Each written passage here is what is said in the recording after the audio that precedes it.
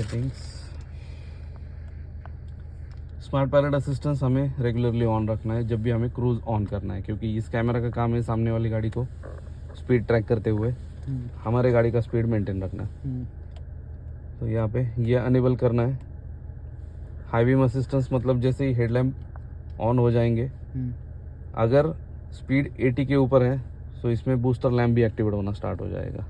मतलब booster lamp मतलब और एक लैम्प होता है, जैसे लो बीम का, हाई बीम का, फॉग लैम्प का, वैसे बूस्टर लैम्प एक होता है। तो मतलब जब भी हम एक्सेसिव स्पीड बढ़ा रहे हैं, that is more than 80, so booster lamp activate होना चाहिए। तो मतलब और विजिबिलिटी के लिए, जैसे लो बीम के लिए थोड़ा बहुत ही दिखता है, हाई बीम के लिए और थोड़ा आ जाएगा, फॉग लैम्प के लिए और नीचे वाला मतलब क्लोज व्यू भी दिखेगा। जैसे ही बूस्टर लैम्प एक्टिवेट हो जाएगा, ये ऑलमोस्ट सब कवर कर लेगा। तो वो मैन्युअली नहीं कर सकते, उसके थ्रू होगा, राइट? 80 का स्पीड के बाद ही होगा। ओके। देन सेटिंग्स में last option, traffic sign recognition.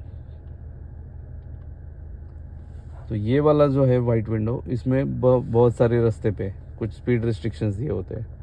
Service road होगा तो 30, 40, हाईवे होगा तो 60, 80, या कोई नेशनल हाईवे है 80, 100, 120, तो इसमें वो स्पीड सजेस्ट होना स्टार्ट हो जाता है।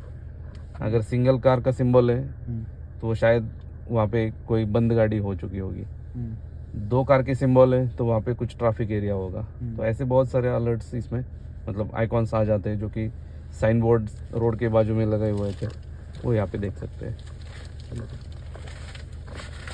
Then settings, next option AFE मतलब एवरेज फ्यूल इकोनॉमी। एवरेज हम 2 तरीके से या 3 तरीके से रीसेट कर सकते हैं। ऑफ पे है मतलब फ्यूल इंफॉर्मेशन विंडो में अगर हम जा चुके हैं और एंटर बटन लॉन्ग प्रेस कर लिया है, सो एवरेज वहाँ पे मैनुअल रीसेट हो जाएगा, जो कि ऑफ पे है। आफ्टर इग्निशन अगर सिलेक्ट कर लिया है, आज गाड़ी स्टार्ट कर ली, एवरेज रीसेट, कल गाड़ी स्टार्ट कर ली, एवरेज रीसेट, ये डेली एवरेज रीसेट करता रहेगा। और आफ्टर रिफ्यूलिंग अगर करके रखा हुआ है, तो बहुत बार ऐसा होता है कि हम रिफ्यूलिंग करवा लेते हैं and we forget to reset the average, तो आफ्टर रिफ्यूलिंग पे वो ऑटोमेटिकली रीसेट कर देगा। अगर हमने 5-10 लीटर 20 लीटर पूरा टैंक रिफिल करवाया है तो भी रीसेट हो जाएगा। बाकी पैसेंजर एयरबैग हमने देख लिया था ऑन ऑफ करने के लिए। ड्राउजीनेस डिटेक्शन ऑन ही होना चाहिए, क्योंकि आप नई गाड़ी चला रहे हैं बट और कोई चला रहा है और आप घर पे बैठे हुए हैं। सो अगर आपको मैसेज आ गया ड्राउजीनेस डिटेक्टेड या फिर ड्राइवर अटेंशन लेवल लो, तो एटलीस्ट आप कॉल करके उन्हें बता सकते हैं कि कुछ देर के लिए रुक जाओ, आराम करके फिर से निकलो।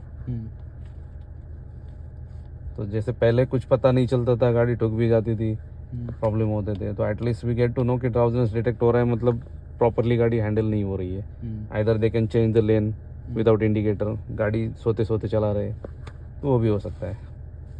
TPMS ऑटो लर्न ये भी एक्टिवेट होना चाहिए, ताकि हमें इंस्टेंटली पता चले कि हवा प्रेशर कौन कितना रख रहा है। तो जैसे ओवर इन्फ्लेशन हो रहा है तो यहाँ पे इमीडिएटली स्क्रीन चेंज हो जाएगा, जो कि व्हीकल इन्फॉर्मेशन हमने देखा था टायर प्रेशर चेक करने के लिए, वो विंडो अपने आप स्टार्ट हो जाता है।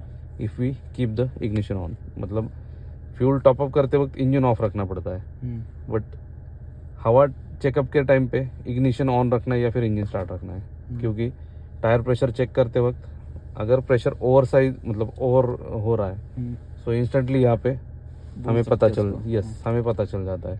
या फिर 32 एयर प्रेशर ऑटो करेक्ट होने के बाद इंडिकेटर्स ऑन फ्लैश हो जाता है। सो एटलीस्ट उस वजह से तो हमें पता चल सकता है।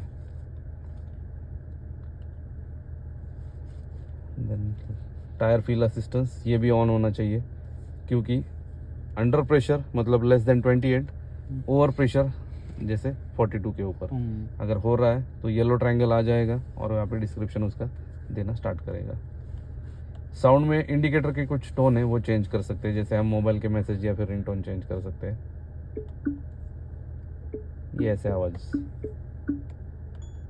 ये डिफॉल्ट है।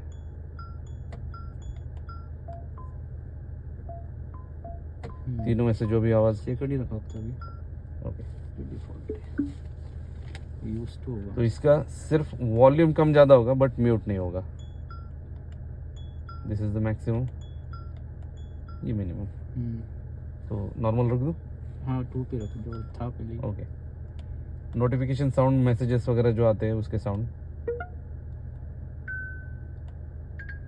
तीनों में से कोई भी सिलेक्ट कर सकते हैं। ठीक है। बट इसका भी सेम, वॉल्यूम कम ज़्यादा होगा बट म्यूट नहीं होगा।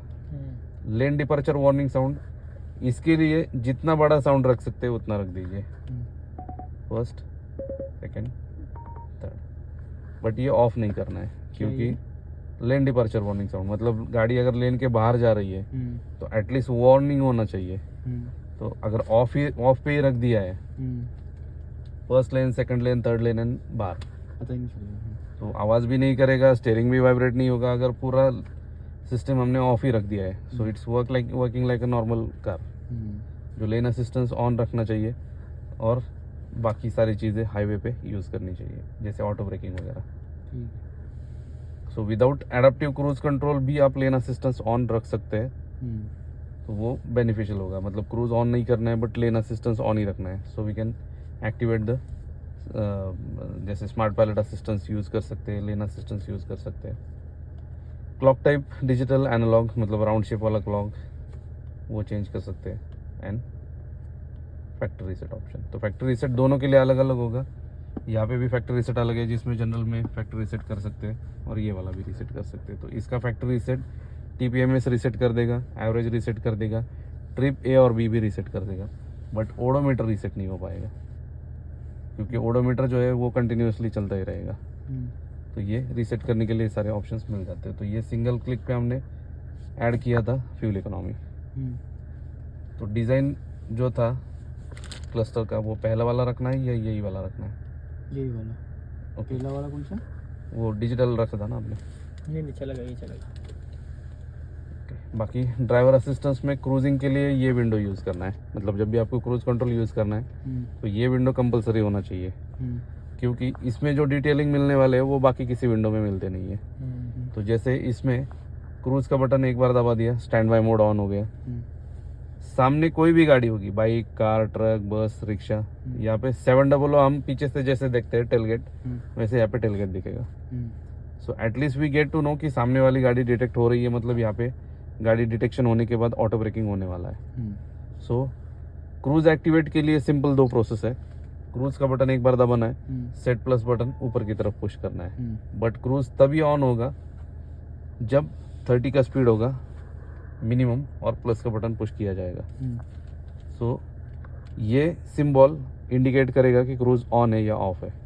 अगर ये सिंबल ग्रीन कलर में एक्टिवेट है तो क्रूज ऑन है, अगर वाइट कलर में है तो मतलब स्टैंड बाय पे है।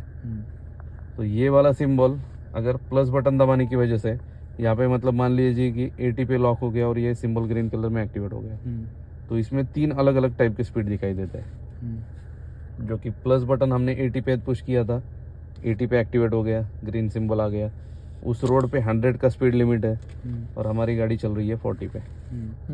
तो जब तक 80 का टच करना है, एक तो लेन चेंज करना पड़ेगा क्योंकि सामने वाला अगर स्पीड बढ़ा नहीं रहा है तो हमारा भी स्पीड 80 तक नहीं पहुंच पाएगा।